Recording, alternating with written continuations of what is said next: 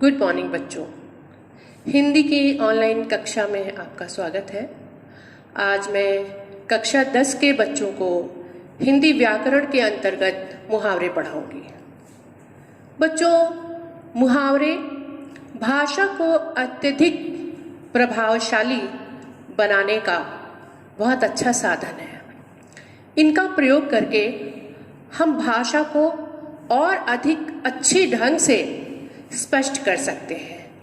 जो बात सीधे शब्दों में कही जाने पर पूरा भाव प्रकट नहीं करती, वही बात मुहावरों का प्रयोग करके सुचारू रूप से प्रभावशाली ढंग से प्रकट की जा सकती है।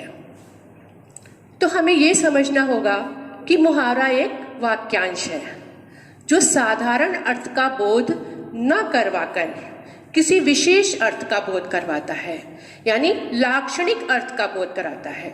जो अर्थ लक्षणों के आधार पर व्यक्त होता है उसका बोध करवाता है। तो मुहावरे के अंत में प्राय किसी क्रिया का सामान्य रूप लगा दिया जाता है और जब हम वाक्य बनाते हैं तो उस क्रिया को अपने हिसाब से परिवर्तित कर सकते हैं। मुहावरे भाषा में सरलता, सौंदर्य, सरसता एवं स्वाभाविकता प्रकट करते हैं और इसलिए इनका प्रयोग करना हमें आना चाहिए और इनको समझना भी हमें आना चाहिए। तो 3 बातें स्पष्ट रूप से मैं पहले बताऊंगी कि मुहावरे वाक्यांश होते हैं। मुहावरे संपूर्ण वाक्य नहीं होते। मुहावरे अपना शाब्दिक अर्थ न अपनाकर किसी विशेष अर्थ को प्रकट करते हैं, लाक्षणिक अर्थ को प्रकट करते हैं और मुहावरों का प्रयोग हमेशा एक प्रसंग में होता है। तो जब हम वाक्य में प्रयोग करें मुहावरे का तो हमें कुछ बातों का विशेष ध्यान रखना चाहिए। सबसे पहली बात ये कि हम वाक्य में मुहावरे का प्रयोग करते हैं, उसके अर्थ का नहीं। अगर आप वाक्य में अर्थ का प्रयोग करेंगे तो आपका वाक्य प्रभावशाली नहीं बन सकेगा और मुहावरे का प्रयोग भी नहीं होगा। दूसरी बात ये कि मुहावरे का प्रयोग करते समय मुहावरे के प्रयोग का कारण भी स्पष्ट होना चाहिए, यानी जो बात हम कह रहे हैं, जो वाक्य हम कह रहे हैं, उसमें क्यों और उसका कारण जो है वो अवश्य आना चाहिए। नहीं तो वाक्य सीधा सपाट हो जाएगा और उसका विशेष अर्थ, विशेष प्रभाव नहीं पड़ सकेगा। तो आइए देखते हैं कुछ मुहावरे और उनका प्रयोग। तो बच्चों, मुहावरा है अंधे की लकड़ी। अंधे की लकड़ी यानी अंधा व्यक्ति जब चलता है तो एक लकड़ी का प्रयोग करता है। तो अगर हम साधारण इसका अर्थ लें तो उसकी लकड़ी समझ में आएगा, लेकिन साधारण अर्थ में इसका नहीं लिया जाएगा। इसका अर्थ होगा कि लकड़ी वो जो है उसका आश्रय है, सहारा है, उसके सहारे वो चलता है। तो इस प्रकार से इस मुहावरे का अर्थ होगा एकमात्र सहारा। अब इसको वाक्य में कैसे बनाएंगे? तो श्रवण कुमार अपने माता पिता की अंधे की लकड़ी थे। अपने माता पिता के एकमात्र सहारा थे वो, और इसलिए हमने कहा अंधे की लकड़ी थे। वाक्य अत्यधिक प्रभावशाली बना। इसी तरीके से एक और मुहावरा है अंगूठा चूसना। अंगूठा चूसना, अब साधारण शब्दों में हम ले तो अंगूठा चूसना कुछ विशेष नहीं निकल रहा है इसका, लेकिन जब हम इसका लाक्षणिक अर्थ लेंगे तो पता चलेगा कि चाटुकारी करना। इस मुहावरे का अर्थ है चाटुकारी, यानी कि चापलूसी करना किसी की। आइए प्रयोग देखते हैं। तो वाक्य में प्रयोग करते हैं। तो मैं तो अपने काम के पैसे ही लेता हूं, कभी किसी का अंगूठा नहीं चूसता हूं। मैं तो अपने काम के ही पैसे लेता हूं, कभी किसी का अंगूठा नहीं चूसता।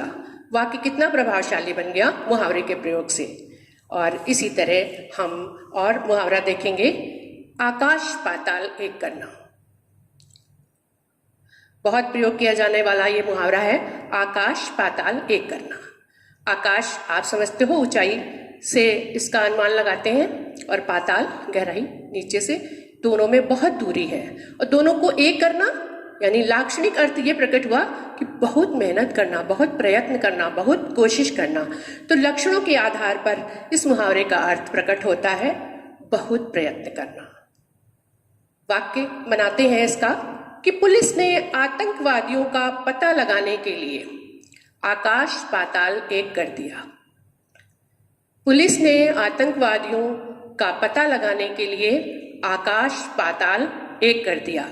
वाक्य बहुत प्रभावशाली बन गया। अब देखिए इसमें कारण भी आ गया, जो मैंने आपको बताया था पहले कि वाक्य में कारण का भी होना जरूरी है, इससे वाक्य अधिक प्रभावशाली बनता है।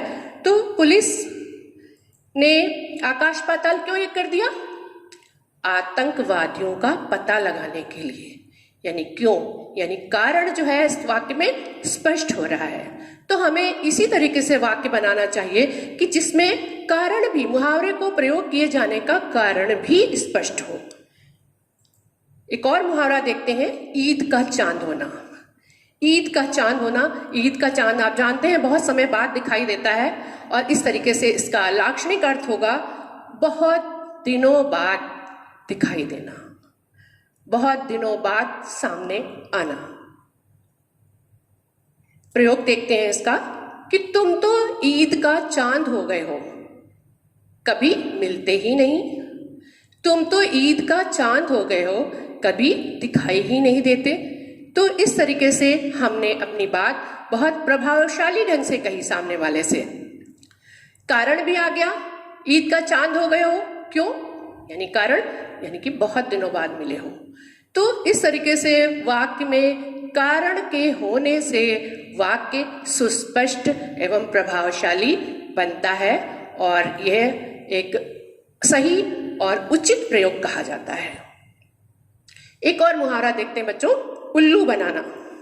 उल्लू बनाना, तो उल्लू एक पक्षी है, उसको अधिकांश इस तौर पे लेते हैं, उसको मूर्ख समझते हैं। तो उल्लू बनाना, किसी को उल्लू ऐसे तो नहीं बनाया जा सकता, लेकिन इसका लाक्षणिक अर्थ है मूर्ख बनाना, किसी को बेवकूफ बनाना। तो वाक्य इसका, वह अपने मित्रों को उल्लू बनाकर उनसे अपना काम निकाल लेता है। वह अपने मित्रों को उल्लू बनाकर उनसे पैसे ऐंठ लेता है। तो इस तरीके से हम वाक्य बना सकते हैं। कमर कसना, एक और मुहावरा, कमर कसना। कमर कसने का मतलब है तैयारी कर लेना, तैयार हो जाना। हम कुछ किसी विशेष कार्य के लिए जब तैयारी कर रहे होते हैं तो अपने वस्त्र इत्यादि सब सही ढंग से पहन लेते हैं, तैयार हो जाते हैं। तो इसका मतलब है विशेष, इसका अर्थ निकलता है, लाक्षणिक अर्थ निकलता है, यानी किसी विशेष, तो युद्ध के लिए तैयार हो जाना। कमर कसना, युद्ध के लिए तैयार हो जाना। प्रयोग, कमर कस लो, शत्रु पक्ष ललकार रहा है। कमर कस लो, शत्रु पक्ष ललकार रहा है। तो कमर कस लो, क्यों कस लो, क्योंकि शत्रु पक्ष ललकार रहा है, हमको भी उसके लिए तैयार होना है।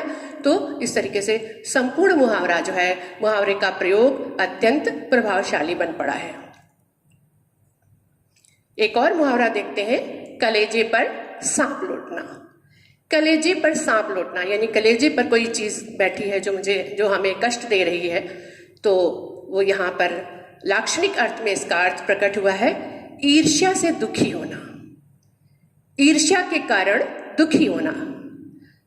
वाक्य में प्रयोग करते हैं इस मुहावरे का कि मोहन की तरक्की देखकर तुम्हारे कलेजे पर सांप क्यों लौटने लगता है। मोहन की तरक्की देखकर तुम्हारे कलेजे पर सांप क्यों लौटने लगता है। तो सांप लौटने लगता है ये मुहावरा है, और क्यों, मोहन की तरक्की देखकर। तो कारण भी वाक्य में स्पष्ट किया गया है।